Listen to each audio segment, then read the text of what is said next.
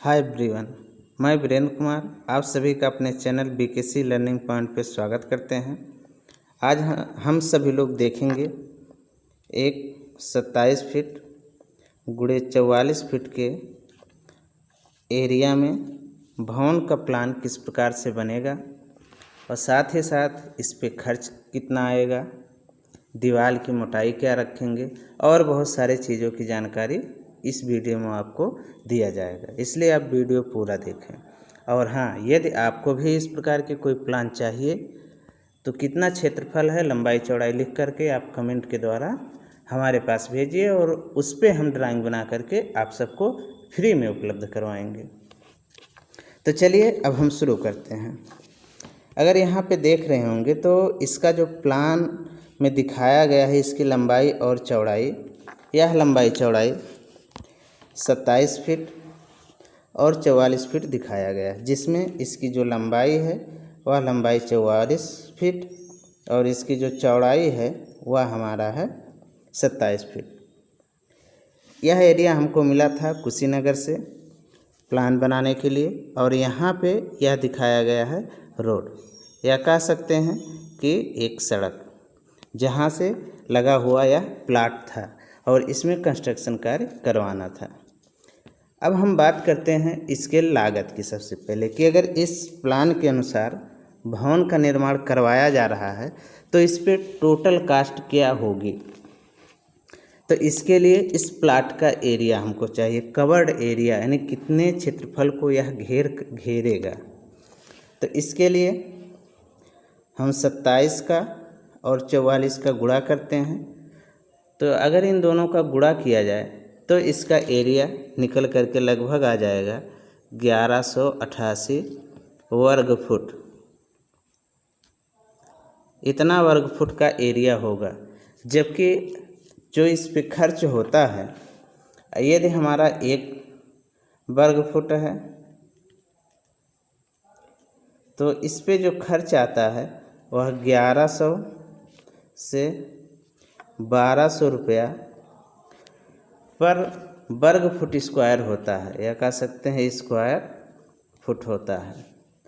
तो ये जो हमारा दर होता है, हम मान लेते हैं कि 1200 यहाँ की दर है जहाँ पे यह कंस्ट्रक्शन करवाना है, जबकि यहाँ पे जो दर आपको बताया जा रहा है यह दर क्षेत्र के अनुसार परिवर्तित होगा, क्योंकि वहाँ सामग्री सस्ते मिल सकता है, अगर बहुत मात्रा में उपलब्ध है तो तब भी दर उसका कम हो सकता है, और यातायात का भी खर्च कम आता है। इसलिए किसी किसी क्षेत्र में सामग्री का दर परिवर्तित मिलता है, जिसके कारण इसकी लागत भी कुछ प्रभावित हो जाएगी।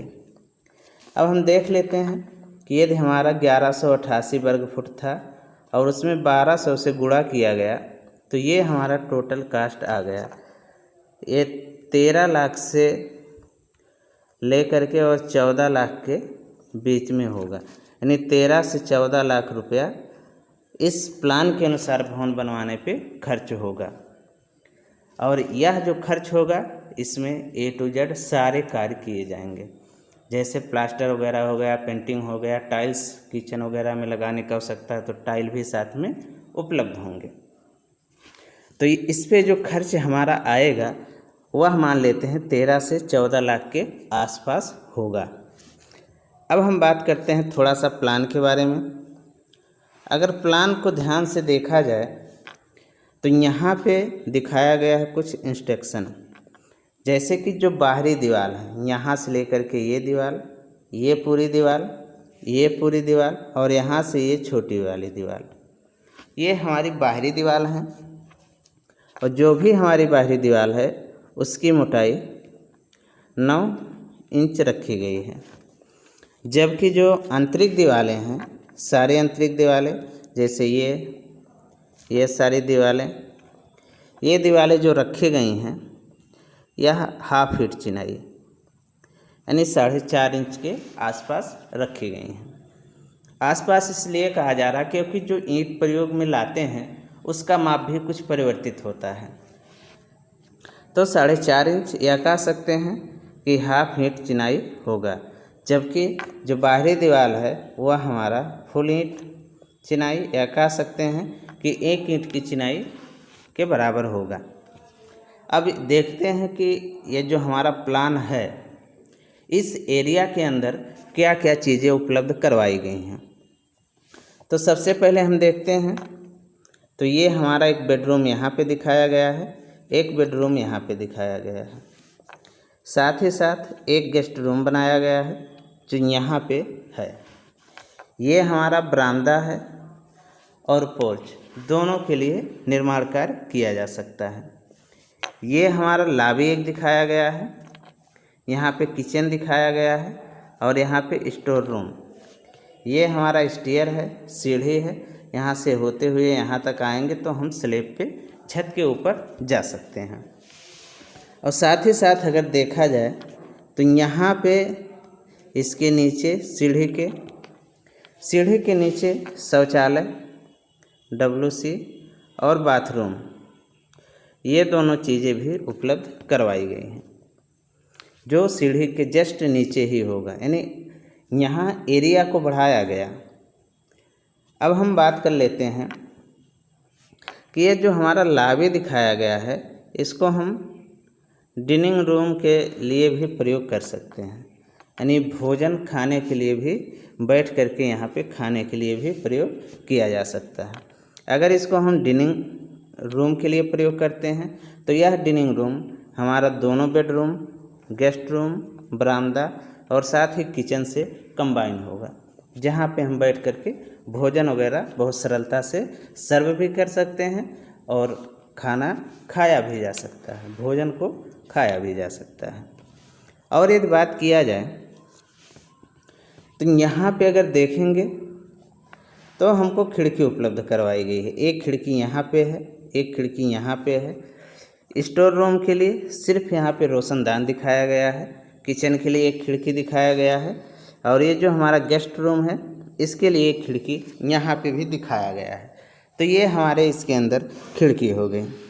अगर बात किया जाए जो इसमें दरवाजे लगाए गए हैं तो देखेंगे जहाँ पे D दरवाज़ा लिखा गया है ये हमारे मेन दरवाजे हैं, 2 यहाँ का, 2 ये 4 और एक 5 दरवाज़ा हमारा मेन लगाया गया है।